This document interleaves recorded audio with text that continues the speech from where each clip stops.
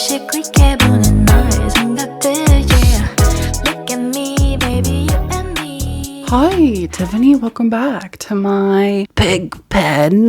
How have you been? How are you? I've missed you so much. It's been so long. And today we have a video that I kind of did a few months ago, and that is talking about horror books in my favorite subgenres, or my favorite horror books in my favorite we're going to talk about books that are all vastly different from each other, and you're going to get a few recommendations from little old me, little Jordaline. But before we get into that, Tiffany, we need to talk about protein. We need to talk about cereal. We need to talk about today's sponsor, Magic Spoon. So Magic Spoon is a high protein, no sugar meal or snack option. They sent me a few flavs of Magic Spoon, and let me tell you, I'm kind of blown away. I am the kind of girl always looking for protein. I'm a protein girl. I've also lately really been a fiber girl, but I've been a protein girl. It's hard out here, okay, in these streets to hit a daily protein goal. Like the average person needs like 100 grams of protein a day.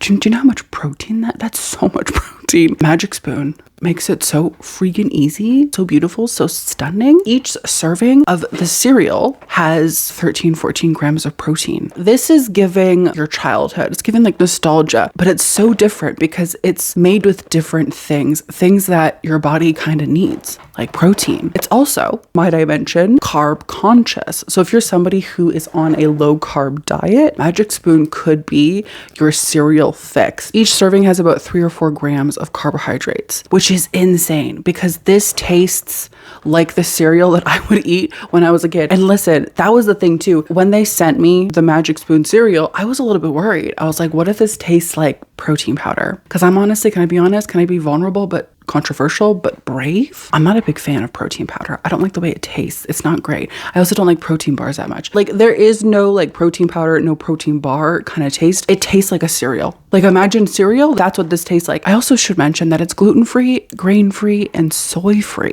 So if you have allergies, maybe you're like gluten intolerant or celiac, this could be a really good option. One of my really good friends is a celiac, and I plan on giving her a box to let her try to see if she likes it, because I know that it's hard out here for celiacs. My personal favorite is the peanut butter and the cocoa flavor. What I like to do is I like to mix them. I'm crazy like that to get like a chocolate peanut butter vibe. When I tell you that it's delicious, it's so good. But that's the thing, Tiffany. These are my favorite flavors, but they have over 16 different flavors, different flavors. But maybe you're not into cereal. They also have little treat bars, which also have a ton of protein, and they also come in like 1,000 different flavors. That's the thing. Magic Spoon is so confident that you're going to literally love the cereal that there is a money back guarantee. If you don't like it for literally any reason, they will refund you your moolah. If you want to get in on Magic Spoon and live your cereal dreams, simply click the link in the description, use code Jordaline to get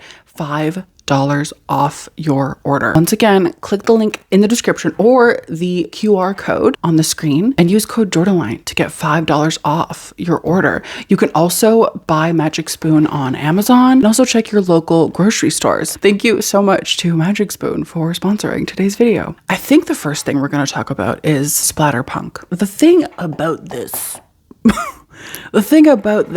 I don't know if I've read a lot of Splatterpunk. I don't think I honestly have, because a lot of it also I haven't really enjoyed like a ton. Mostly because, like, no offense to men who write Splatterpunk, I think that the men who write Splatterpunk are fucking weirdos. I kind of think that sometimes they're like a little bit...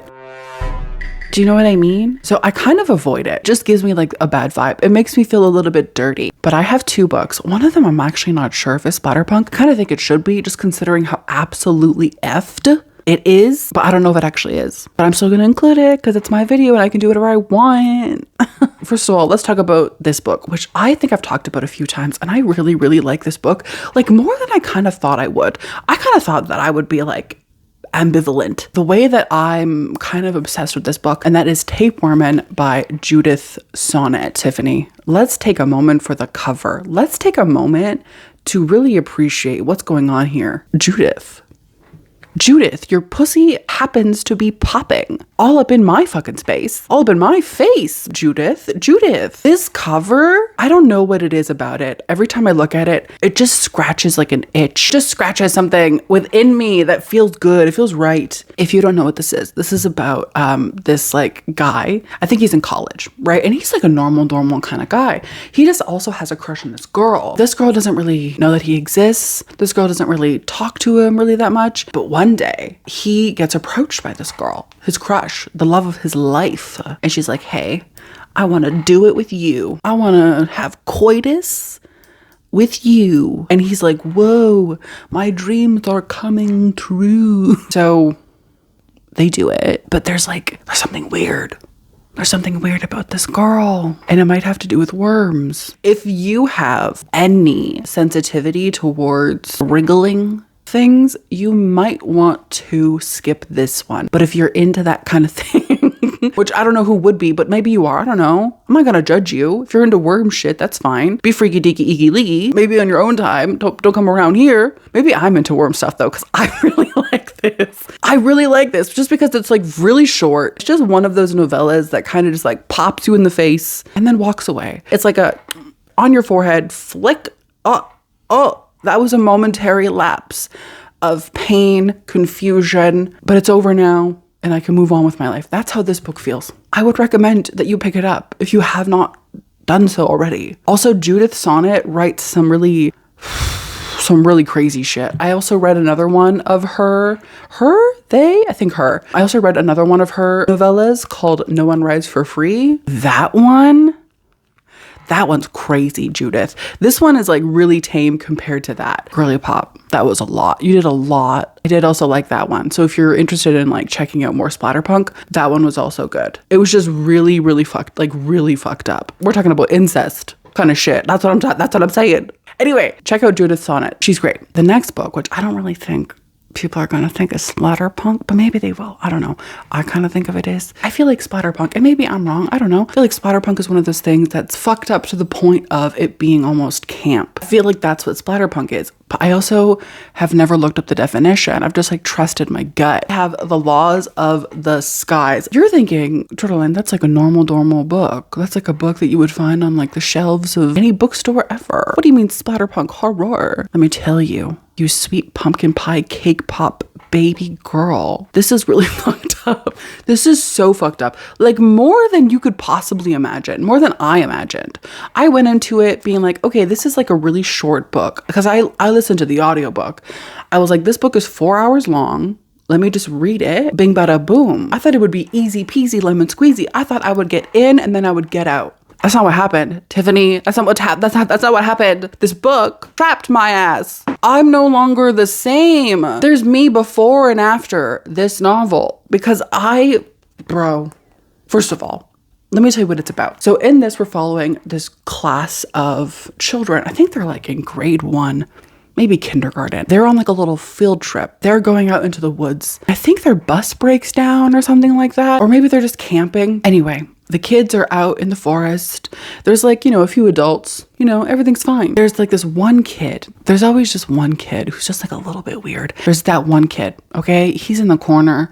He's crushing like a snail or like a beetle and enjoying it and like giggling to himself, watching this like creature be extinguished because of his actions. And the other kids even, who are like 5 or 6 years old, are like, the fuck is going on with Tommy? Like, who literally invited him?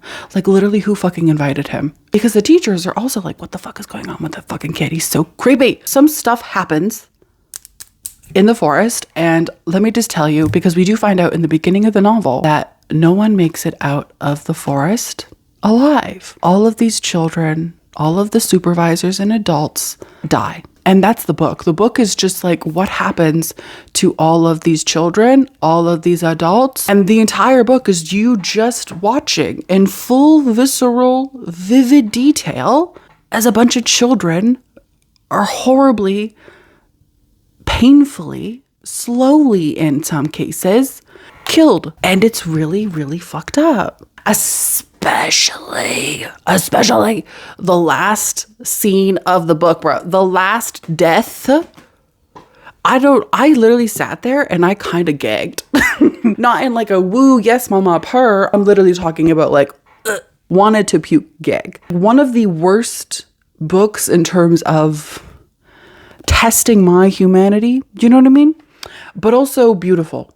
I really liked it. It's a great experience. It's just one that will test you. And I don't think you'll be the same after you read it either. I feel like if you are the same after you read it, the math is a mathing. Something doesn't add up. We need to go back to the blackboard and redo these calculations. Refigure out your algebra because something's wrong. Anyway, the next subgenre I'm going to talk about is queer horror, gay horror, the horror for the redacted. Okay, I have 3 options because I'm kind of crazy. First of all, we have Hailey Piper. Ow, I just hit myself in the face. Hailey Piper is a lesbian queen. She is that girl, bro. When you think about like gay horror, Hailey Piper should be the one who comes to mind. And I'm not even saying that as like, oh my God, like, yeah, maybe think about it. Like, no, if you're thinking about somebody else, you're thinking about the wrong person. Although actually, maybe if you think about queer horror and you think about me, that would be actually like so cute.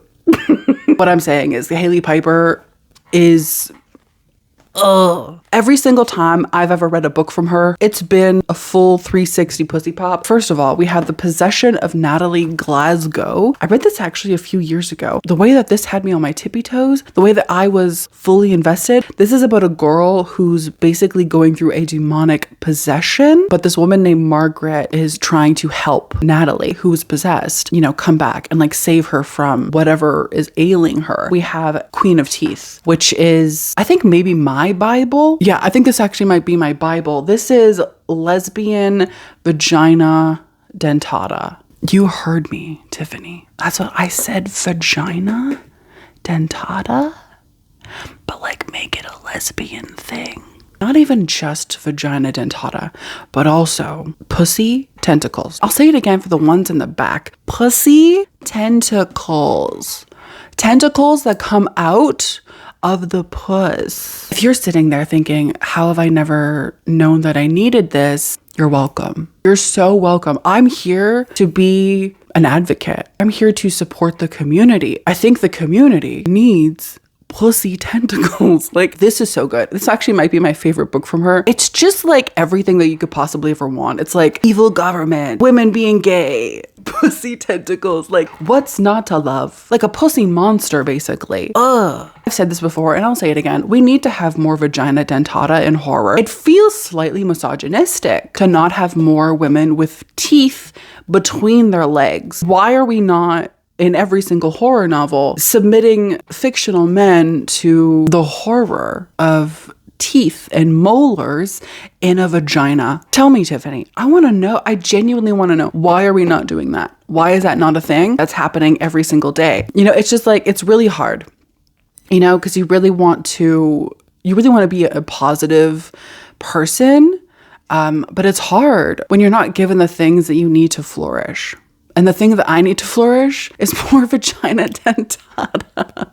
Hailey Piper, just in general, queer horror, always a slay. I also have For the Men, Camp Damascus by Chuck Tingle. I think Chuck Tingle, just in general, is like a queer icon. So good. And I never talk about it, which I think is literally a crime. And the way that it like almost radicalized me in a way. It starts off with this main character who is like deeply religious. Like, she believes in God. Okay, she's like, Lord Jesus Christ, Savior, beautiful Mother Mary, or whatever. She's talking about God. She's like, I love you, God, and I'll never be gay because that's so gross. But actually, she like has this like raging lesbianic crush on this girl. Pretty gay. And the book is basically about like her being gay, but also like gay for Jesus. But then also this conversion camp for, of course, gay kids. The evil stuff that's going on there. I can't even describe it well. It's so good. And while I wasn't a huge fan of the last Chuck Tingle book, which I do not remember, Bury Your Gaze, I wasn't a huge fan of that. I gave it like 3 stars. It was whatever. This is a 5-star horror book for me. It just hit every mark so perfectly. I really hope that his newest book, which I think is actually coming out pretty soon, called Lucky Day, is similar to this in that it's down to earth, it's realistic, it's comprehensive. If you have not read this, I think you need to. This is crazy, but hear me out. I just finished this book a day ago, and I'm going to add it to this because I absolutely loved it, and it absolutely 100% certainly rocked my fucking world. But the next subgenre that we're going to talk about is feminine rage. Why did I say that weird? I've been reading so much feminine rage that it was kind of hard for me to choose which book to talk about because I was like, there's so many. I chose one that I read a while ago that is an absolute classic, and then I read one that I just finished. First of all, let's talk about Slewfoot. You're probably sick and tired. You're sick and tired of booktubers, of the booktube girlies getting on the internet and being like, Slewfoot is so good, you should read it. Like, that's got to be so annoying because everybody and their mom has recommended it.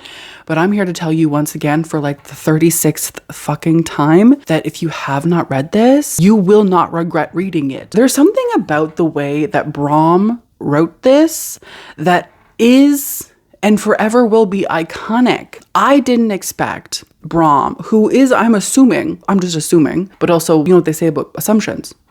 But I'm assuming that he's a straight, cisgendered man. But the way that he just absolutely took the topic and crushed it, malleably formed it with his own, you know, I don't know if I'm making any sense, but it's so good. This is about, in case you don't know, this woman, I think named Abigail. Abigail lives in like 1666. So it's like olden times, okay? Olden times. Back in the day when women weren't allowed to like show their ankles lest the men get turned on.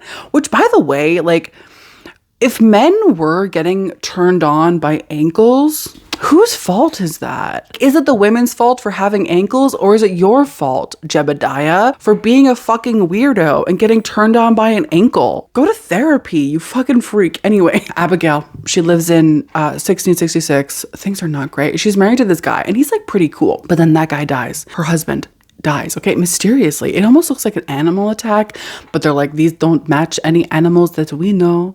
I don't know what accent that was. Abigail is like, okay, well, my husband's dead, but at least I still have the farm. But then all of the men are like, you can't have it. Give us the land. You're not fit for it because you're a woman, and you fucking suck because you're a woman. And Abigail is like, this is like really rude. This whole thing is so rude. But then Abigail meets this creature that she kind of thinks is Satan. Like, she's like, are you Satan? And he's like, I fucking could be, I don't know. And they kind of become friends. And through their friendship, things happen. This is so good. This is so good. Okay. And then also Samson, the creature, I'm sorry, why is he kind of hot? Like, is that weird to say? Is it weird to be like, why is he hot? But he's kind of hot. Also, Abigail, kind of hot. So if you're like a bisexual who's also like kind of into furry things, this could be for you. But genuinely, this is so good, so fun, so satisfying, in like a deeply, deeply beautiful way. You need to read it. Also, the art is stunning. The other feminine rage horror novel that I have is actually Shy Girl by Mia Ballard. The way that my jaw was like here, okay? Here, on the floor. Mia, what do you mean? Who do you think you are? This is about this girl named Gia. Gia is like your average everyday kind of girl. Like, she's not that different, you know, she's whatever. She gets fired from her accounting job. She's unemployed. She's been unemployed for a while. And so she's really worried about finding work. And like, as the months pass, the bills, they keep piling up. Her savings, they keep going down. She can't find a job to save her freaking life. So she goes onto like a sugar daddy website out of desperation, just because she's like, all of my options have been nullified. I have nothing else to do, nowhere else to go other than this. So she goes onto a sugar daddy website hoping to find some kind of man, some kind of person to fulfill her financial needs for her company. And that's where she meets Nathan. And Nathan, he seems normal. He seems like a fine guy. And they meet a few times. She has like a few qualms about him where it's like, he seems kind of like dodgy. She goes to his home. That's where she sees the cage and the leash and the collar. And Nathan tells her, I want you to be my dog. He says that he'll pay her $2,400 every single week. That's like over $8,000 a month for her to be his dog for 7 days a week, 8 hours a day. And Gia, thinking about this money, can't refuse it because it's what she needs. She needs this money more than anything. Gia becomes this man's dog. The feelings that I feel towards this book, the feelings I felt whilst reading it, the absolute horror, but also the sadness, Tiffany, the sadness. The fact that half of the shit that happens in this book isn't even that far away from reality burns my asshole. Ugh, like, it's so sad. But also it makes me so angry, but then I was scared, but then I was horrified, but then I was grossed out. Like, there's so many different like little levels of hell that this book put me through. It's beautifully written. And I think that's my favorite part about the book is how beautiful it is, because it's like, sure, horrifying, you know, because being a woman is scary, but at the same time the writing was so like poetic, and I do love a good poetic. I love like a little flowery prose moment. The writing was so beautiful that it kind of helped to take the edge off of the absolute horrifying, disgusting things that was happening in the novel. I will say, honest, if I'm being honest, that I wasn't a huge fan of the ending just because it kind of seemed a little bit weird, a little bit underdeveloped. But other than that, this is like a solid book. So solid, like 4.5 out of 5 stars for me. I did vlog my experience reading it, so that video will be coming out soon.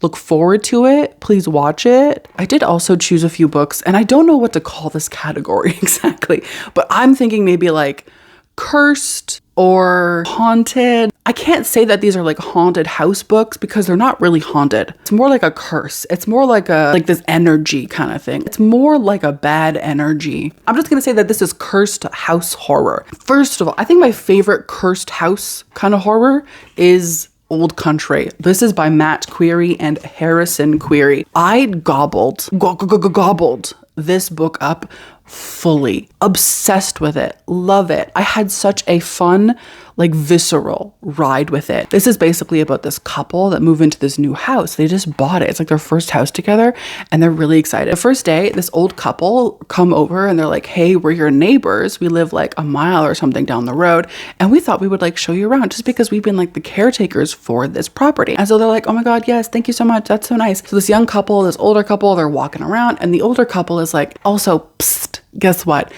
Your house, your land is cursed and you're gonna have to do these like rituals. Ugh, so sorry to break it to you. The couple is like, get the fuck out of here. You can fucking leave. They don't believe them until weirdo shit starts happening. And then they start to believe that, yeah, maybe this land is cursed. Love. Obsessed with this book. The visceral reaction that I had to it. There were so many scenes where I found it hard to like look. It was like one of those things where you want to look away, you know what I mean? And I couldn't though, but I couldn't because I was just glued to it because I needed to know what was going to happen, especially the rituals, especially the weirdo shit that goes on at this house on this land. It's weirdo stuff and I don't like it. And if it happened to me, I would be very afraid. I would be very scared. I also, for this category, have 13 stories. I never talk about this, but the way that I need to, because it's so good. And you're looking at it and you're like, oh, that's like a normal, maybe like haunted house kind of thing. It's absolutely not. In this, we're following a bunch of different people. It's almost like a short story collection, except all of the stories amygdulate. That's not a word. That's not a word. All of the stories sort of combine to bring a bigger picture. Does that make sense? I hope it does. This is basically like a short story collection of these people who live in this apartment building. And we get to know a bunch of people who live in this apartment building and their experiences with living in the apartment building, because the apartment building is weird. Weirdo shit keeps happening, but it all means something. This again is a book that kept me on the edge of my seat. I'm honestly not a big fan of short story collections. I find it difficult to get through them, but this, each and every single story had me by the throat. I was being choked out by by this book. Each story is so fascinating, and it gets more and more fascinating until like the conclusion, the climax. You're like, what the fuck is actually happening? The last section that we're going to talk about today is Creature Feature. This is, I think, the only book that I like from this author, and I'm always talking shit about this author because I do have beef with her, but I think it's actually like one-sided beef. I don't think she knows I exist, but I do have one-sided beef with her. Anya Allborn's The Devil Crept In. Take this with a grain of salt. I haven't read this book in 7 years, maybe even 10 years. It's been a long time. This is kind of where I started in terms of my horror journey. So I don't know how I would feel about it now, but I remember when I did read it, the way that I was beholden to it. This is about this young boy named Stevie. Stevie kind of has it rough. I'm not even gonna lie to you. Like, his family kind of sucks. He's like a stepdad who's like borderline abusive. He doesn't really have that many friends. He's kind of like a geeky, wimpy kind of kid, but he does have his cousin. Okay, his cousin and his best friend, Jude. They are like this, close as can be. And then Jude goes missing, and Jude is gone for several days. Stevie is really worried, and he kind of has this like bad feeling when Jude goes missing. He's like, something's not right. This isn't normal. But then Jude comes back, but different. Jude to Stevie doesn't look human anymore. Doesn't look as human anymore. This is so good. It goes between Stevie and Jude, and then also this other perspective of this woman who kind of like lives in the woods. The whole book for me was incredible. I loved every single moment of it. I'm also just like a sucker for a creepy kid. Love a creepy kid. If you give me a creepy kid and he's like undead and fucking weird, I'm gonna love that shit. There's no doubt about it. Let me know if you've read this recently and what you thought of it, if you like it. I might try to reread it, honestly, just to see if I still would be into it. Just because I honestly kind of feel as though every other Anya Allborn book that I've read has been boring. Sorry. Except for this one. This is the only one that I really like. Everything else from her, underwhelming. And I've read like 3 or 4 other books from her. So that's kind of crazy. But anyway, the last book we're going to talk about is the gayest. This could count as gay horror, like queer horror. I feel as though it's really a creature feature, but it's really good. That is Cuckoo by Gretchen Felker Martin. Once again, I'm going to say something. I read this recently, actually. I read this year, or maybe it was last year. The only thing, though, is that the ending of the book, like the last, I would say, quarter, not as good as the first three quarters, in my opinion. But other than that, this is so good. Gretchen fucking writes like a genius. I read her writing, and I'm like, how dare you be so good at this? It feels insulting to me. I don't know why. I'm just like I feel so enamored by it that I'm like kind of angry about it. Do you know what I mean? Do you ever feel like that, where you're like, fuck you for being so talented? That's how I feel about Gretchen Felker Martin's writing. She writes so beautifully, and it's the characters. This is basically about a bunch of teenagers who go to a conversion camp, right? They're sent there by their friends, their family, and they all kind of get together and they become friends, some of them lovers. There's like all kinds of drama. It's like a horrible entanglement of just like what it is to be young, scared, insecure, and fucking gay. Everyone is so gay. It's crazy. Obviously they're gay because they're at a conversion camp. But what I'm saying is like everyone, like this book is so gay. It just makes my gay heart so happy. But the horror is that the conversion camp is weird. And not even just like weird, but like weird stuff is happening. Like, I'm going to tell you right now, the prologue of this, the way it had me by the throat, I was choking. I was ready to be obedient. The prologue alone, just read the prologue. If you're unsure, read the prologue. The prologue will convince you of everything. I love you, Gretchen, but also I'm very upset because I want to be as talented as you are. My friends, my family, my familia. Thank you so much for being here today, for spending this time with me. It's been really, really fun. Let me know what you thought of these book recommendations. If you have other recommendations that you have for me, I would love to know. Also, don't forget to hit subscribe because we talk about spooky shit, talk about creepy shit. We talk about the devil crept in and shit. Thank you so much. I hope you have a wonderful day. I will see you in my next one. I hope you have a good one. Thank you so much. Goodbye, Tiffany. Goodbye. Don't forget to be beautiful. Oh wait, you already are. Oh, it's so hard to not love you. Okay, bye. See you. Goodbye. Goodbye. Goodbye.